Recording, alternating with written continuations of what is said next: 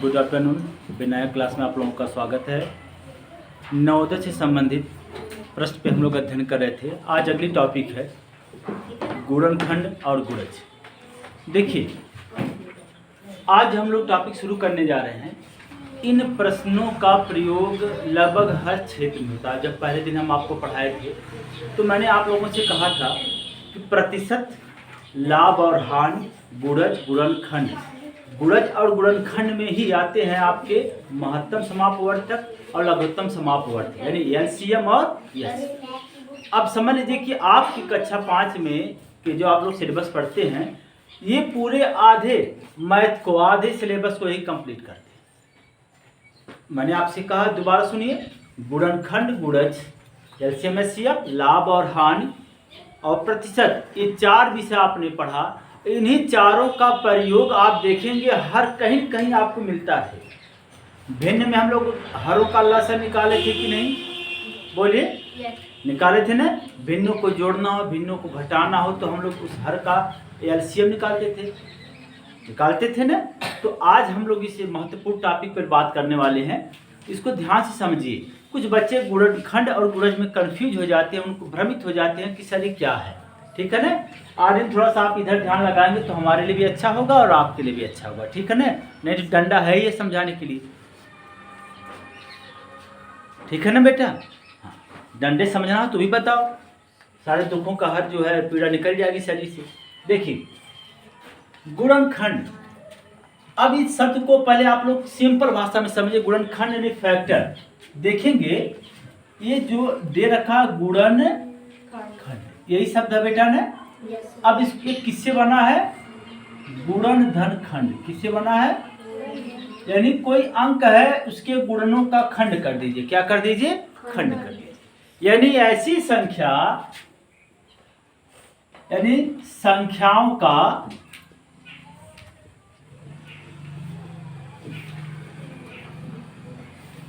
अपवर्तक।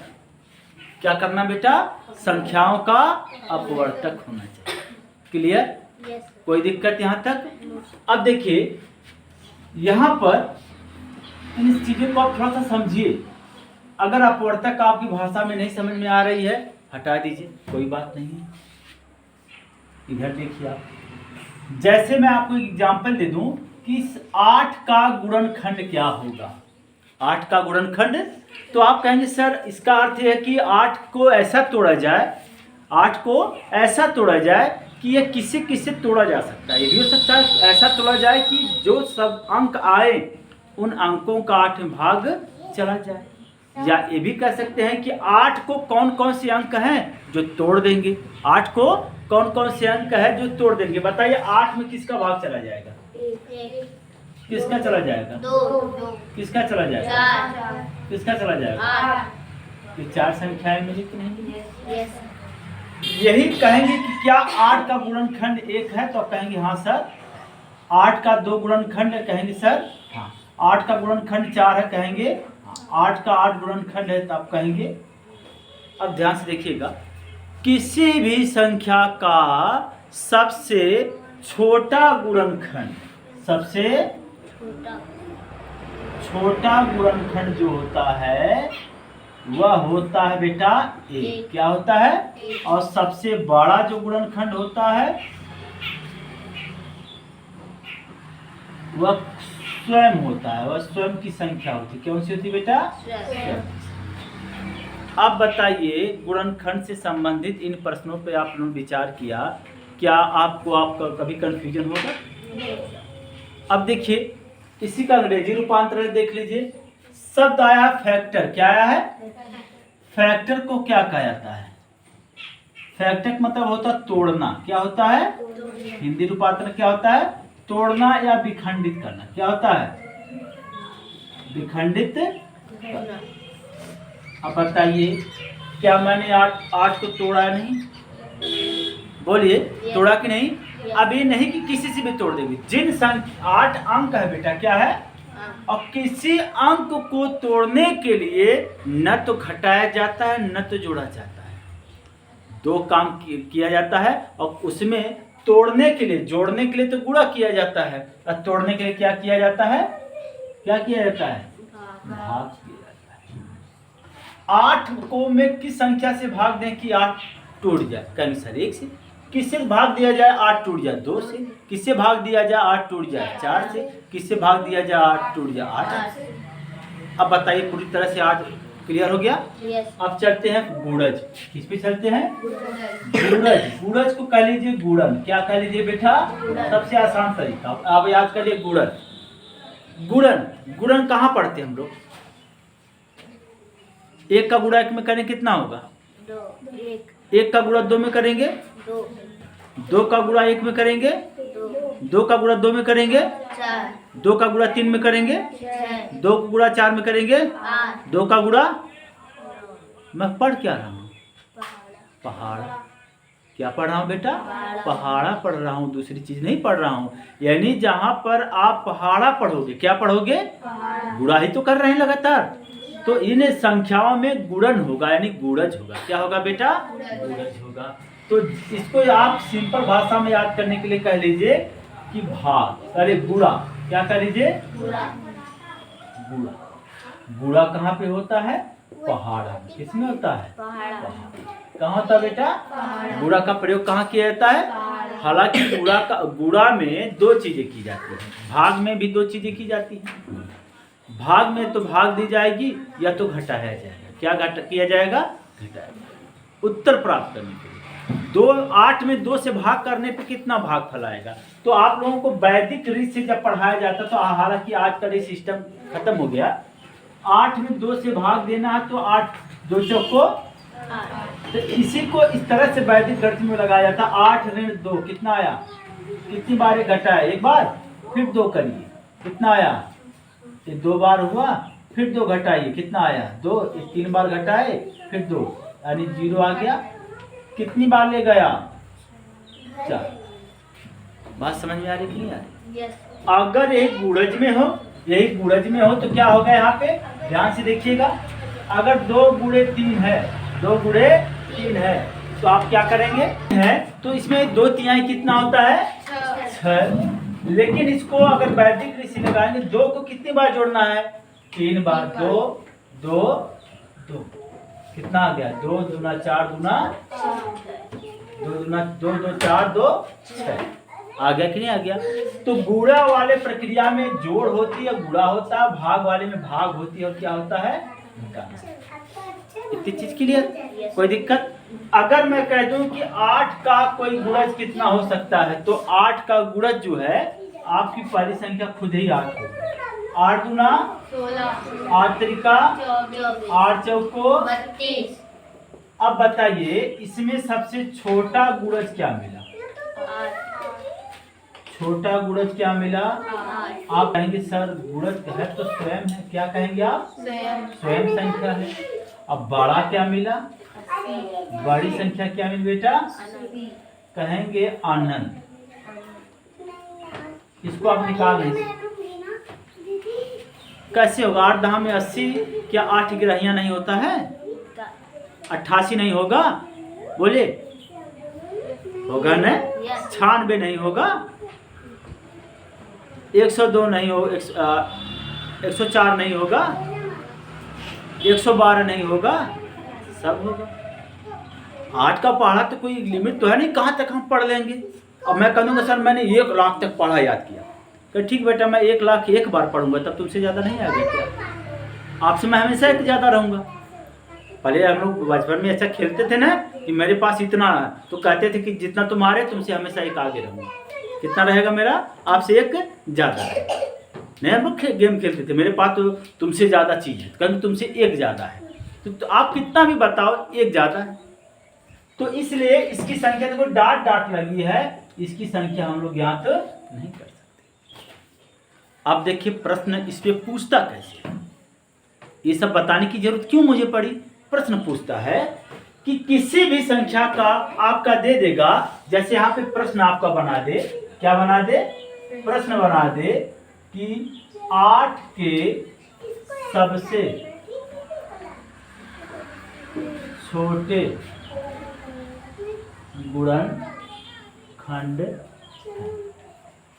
सबसे छोटे गुणनखंड हैं। तो ऑप्शन आपका दे देगा, क्या दे देगा?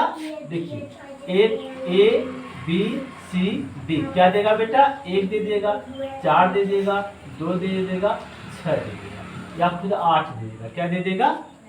अब बताइए सबसे छोटा इसमें गुणनखंड कौन है? 1 है। क्या बेटा? तो आप उत्तर किस पे मारेंगे, किस पे टिक मारेंगे? 1 पे मारेंगे। प्रश्न ऐसे भी पूछेगा कि 8 के सबसे बड़े गुणनखंड है। तो आप यहाँ पे ऑप्शन ए दे देगा आपका ए बी सी डी, आपका 1 2 8 6 दे दिया। आप यहाँ पे कहाँ मारोगे ठीक? सबसे बड़ा गुणनखंड कौन सा है? मैंने आपको यहाँ पढ़ाया। देखिए बड़ा गुणनखंड कौन सा होता है? स्वयं होता है। क्या होता है? तो यहाँ पे सबसे बड़ा गुणनखंड 8 है, तो क्या हो जाएगा बेटा? 8 ही होगा। प्रश्न को ऐसे और घुमा देगा। क्या घुमा देगा? ध्यान से देखिए आप लोग। घुमाएगा क्या?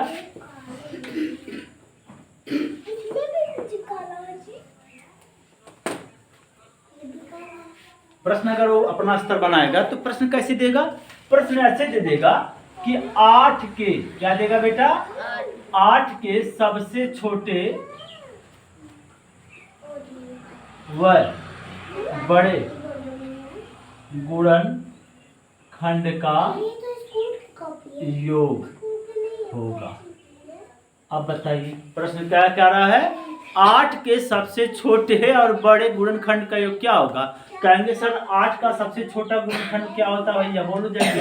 1 बड़ा 8 इसका योग कितना होगा? 9 1 धन आपके विकल्प में ऐसे दिया रहेगा 1 9 8 7। उत्तर क्या मारोगे? 9। बात समझ में आई? प्रश्न ऐसे पूछता है, प्रश्न ऐसे पूछता है। यही दे देगा। यहाँ पे आपका योग दिया है, इसी की जगह अगर अंतर लिख दे तब क्या करेंगे? तब आप क्या करेंगे? 8 में से 1 घटा देंगे, कितना आ जाएगा? 7। तो आप देखिए 7 उत्तर यहाँ पे दिया है। बोलिए दिया कि नहीं दिया है? बोलिए। अब ये तो गुणनखंड में ऐसे अगर प्रश्न वो थोड़ा सा ठीक ठाक पेपर बनाएगा तो आपका ऐसे प्रश्न आपको दे देगा। बात समझ में आ गई? लेकिन अगर यही प्रश्न पूछ दे आपका गुणज पे, क्या पूछ दे? गुणज पे 8 के सबसे छोटे गुणज है। सबसे छोटा गुणज कौन है भैया? कहेंगे सर स्वयं होता है। क्या है? विकल्प में 8 दिया रहेगा। क्या दिया रहेगा? जैसे option A B C D दिया है तो यहाँ पे आपका दिया रहेगा 8 1 7 9। तो आप किस पे टिक मारोगे? 8 मारोगे। बात समझ में आ रही कि नहीं आ रही है? अगर यही दे दे सबसे बड़े गुण, सबसे बड़े गुणज, सबसे 8 के सबसे बड़े गुणज, तब आप क्या करोगे? आपका ऑप्शन दे देगा ए बी सी डी। आपका ऐसे दे देगा 1 ज्ञात नहीं कर सकते, 8 क्या दे देगा? 8 क्या दे देगा? अनंत।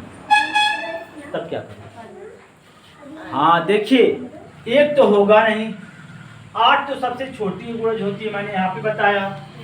ज्ञात नहीं कर सकते और अनंत, अगर ये दोनों विकल्प में आ जाए तो आप लोग अनंत मारिएगा। क्या मारेंगे आप लोग? अनंत। ज्ञात नहीं किया जा सकता, ये भी सही है, ये भी सही है, लेकिन हम लोग नेगेटिव उत्तर नहीं देंगे। क्या नहीं देंगे? नकारात्मक उत्तर नहीं दिया जाता कि भी किसी भी प्रश्न का। ये आपकी क्या होती है? साइकोलॉजिकल थिंकिंग होती है कि किसी भी उत्तर में अगर 2 समान उत्तर आए हैं, भाई स्वाभाविक सी चीज है कि 8 की जो है सबसे बड़ा गुणज तो हम ज्ञात ही नहीं कर सकते। भाई पता नहीं कितनी बड़ी संख्या होती है, हमको तो नहीं पता है। जो मैथमेटिकल होते हैं, साइंस होते हैं, साइंटिस्ट होते हैं, उनको पता कि सबसे बड़ी संख्या कौन सी होती है। नॉर्मल तरीके पे हमारे यहाँ किसी भी अध्यापक को ये चीज़ें पता नहीं होगी कि सबसे बड़ी संख्या कौन सी होती है। हमको तो पता है कि अरब, संख, असंख्य, यहीं तक तो पढ़े, यही पढ़े ना, इकाई दहाई सैकड़ा हजार 10,000 लाख 10 लाख करोड़ 10 करोड़ संख, अरब 10 अरब संख, यही पढ़े हैं ना। संख तक संख्या हमको पता है, उसके बाद हमको नहीं पता है। लेकिन ज्ञात तो नहीं कर सकते, लेकिन यह है नकारात्मक जवाब है। क्या बेटा है? नकारात्मक है और यह उत्तर सकारात्मक है। क्या है? दोनों सही हैं, ऐसा नहीं कि नहीं सही है। तो हम लोग कह देंगे सर अनंत। क्या कह देंगे? आप जो भी दोगे उसी में मैं 8 का गुणा कर दूंगा। आप कह देगा सर 1 लाख वाली जो है एक संख 10 संख वाली 8 के गुणज क्या होंगे? 10 संख में 8 की गुणा कर देंगे, वो आ जाएगा उत्तर। मैं कह दूंगा पांचवा गुणज 8 का क्या? तो 8 पच्चे 8 में 5 का क्या किया हमने? गुणा किया, यही ना किया। तो मैं कह दूंगा 1 लाख कितना होगा? तो 1 लाख में 8 से गुणा कर दीजिए, 8 लाख हो गया। 10 लाख में क्या हो जाएगा? 80 लाख हो जाएगा। तो ऐसे तो गुणा करके तो हम लोग गुणज ज्ञात करते हैं। तो ध्यान दीजिएगा, अगर ऐसा प्रश्न आपका आ गया तो आप किसे मारोगे? ज्ञात नहीं कर सकते। इस पे कदापि आप लोग अपने पेंसिल या कलम न चलाइएगा। बात समझ में आ रही है? क्योंकि यह नकारात्मक को दर्शा रहा है, ये सकारात्मक को दर्शा रहा है। क्लियर? यहाँ तक कोई समस्या? No sir. देखिए, गुणज और गुणनखंड जब हम लोग समझ लिए हैं तो इनके ऊपर आधारित प्रश्नों को देखते हैं। क्या देखते हैं? देखिए, जैसे पहला प्रश्न मैं आपसे कह दूं कि 6, क्या प्रश्न दे दूं आपको? क्वेश्चन देखिए क्या बेटा, 6 के प्रथम 5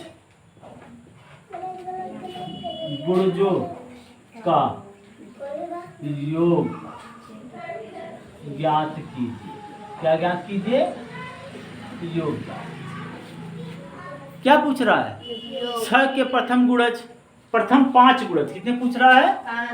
प्रथम पूछ रहा है। क्या पूछ रहा है? तो 6 बराबर 6 का पहाड़ा कितनी बार लिखेंगे? 5 बार। 6 कम 6 दूना 6 त्रिका 6 चौको 6 पच्चे 30। इन्हीं को जोड़ लीजिए।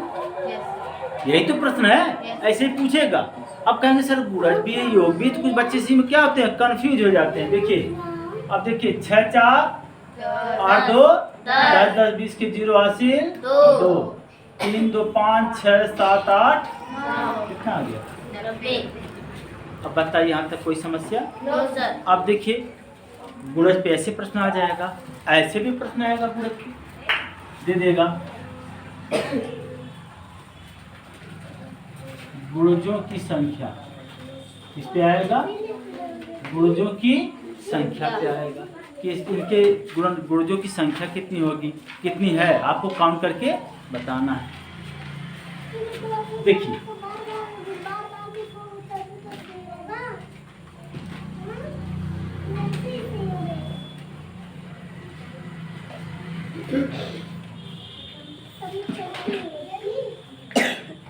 अब इसमें मैं आपसे कह दूं कि 8 के गुणज, किसके गुणज बेटा? 8 के गुणज कितने हैं, उनकी संख्या ज्ञात करनी। क्या करनी है? ऐसे प्रश्न दे देगा, इसी में से 8 के गुणज आपको छांटना। तो 8 का पहाड़ा पता है? 8 एक कम 8 दूना 16 8 त्रिका 24 8 की पहाड़ा 45 आता है? 8 छक्का 48 8 नवा 81 आता है? 18 में 80 कितने मिल गए? 1 2 3 4 5 6। यानी गुणजों की संख्या कितनी होगी यहाँ? बताइए, आसान है कि नहीं आसान है? बोलिए। क्लियर? अब हम बात करते हैं संख्याओं के गुणनखंडों पे आधारित प्रश्नों के बारे में। किसके बारे में बात करते हैं? अब अगर मैं कह दूं कि 12 के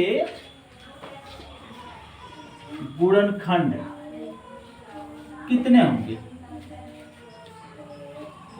बताइए। तो आप कहेंगे कि 12 किससे कटेगा? 1 से, किससे? 2 से, किससे? 3 से, किससे? 4 से, किससे? 6 से, किससे? 12 से। आ गई बात समझ में? Yes sir. 12 के गुणनखंड है। किसके गुणनखंड है? 12। अगर मैं कह दूं 16 के गुणनखंड,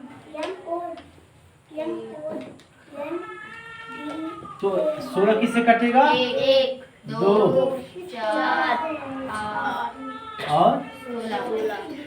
कोई दिक्कत? No sir. अब बताइए कि अगर मैं कह दूं उभयनिष्ठ गुणनखंड,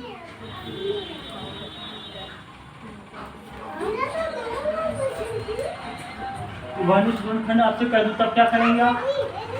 अब दोनों में क्या कॉमन मिला? एक क्या मिला? दो चार क्या मिला? चार और कुछ मिला? दो सर चलिए दोनों के बीच में कौन कौन से उभयनिष्ठ गुणनखंड है? एक दो चार। ऐसे ही पूछेगा प्रश्न आपका कि 12 और 16 के उभयनिष्ठ गुणनखंडों की संख्या कितनी है? तो आप क्या लिखोगे? एक 3। कितने मिले? 3 संख्या पूछेगा तो आप क्या लिखोगे? 3 उभयनिष्ठ गुणनखंड। 3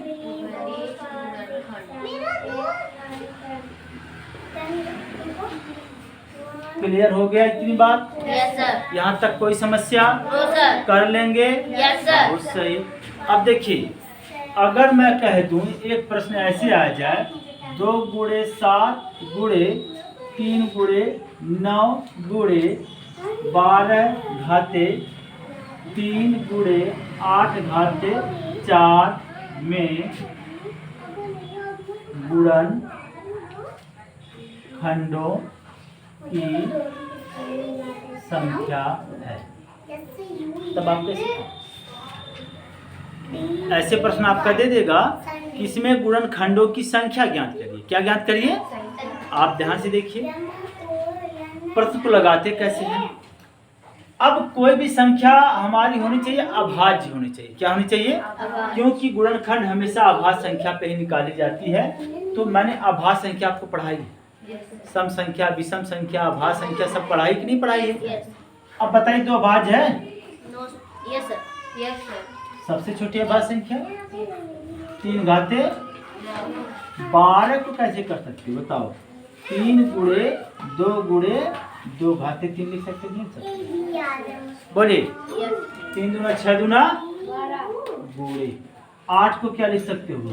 2 दूना 4 दूना लिख सकते हो नहीं लिख सकते? यस। बोलिए। पेपर में ऐसे ही आएगा और कुछ बच्चे भी बता रहे हैं कैसे लगाते हैं।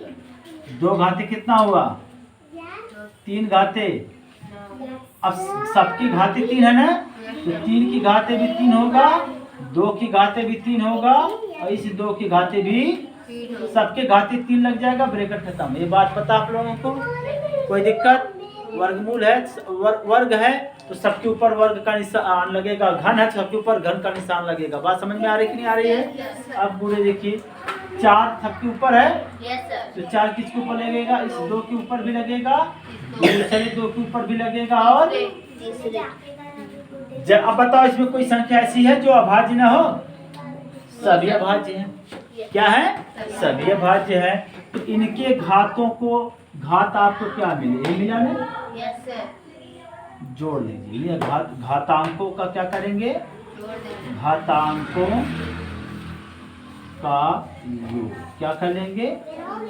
देखिए 7 धन 9 धन 3 धन 3 धन 3 धन 4 धन 4 धन 4 मिल गया। यस। 16 3 16 3 19 3 21 19 3 22 22 3 25 4 29 4 29 4 33 4 यानी उभयनिष्ठ। अब देखिए यही आपका उत्तर आ गया। क्या आ गया? ऐसे प्रश्न दिया रहेगा तो पहले संख्याओं को अभाज्य रूप में लिखेंगे।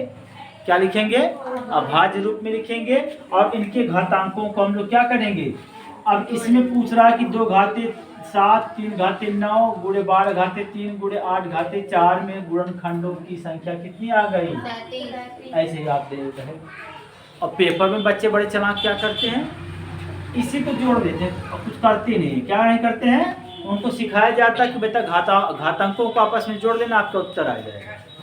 9 7 16 16 3 16 4 20 3 23 23 और 37 में अंतर है कि नहीं? यस। बोलिए अंतर है कि नहीं है?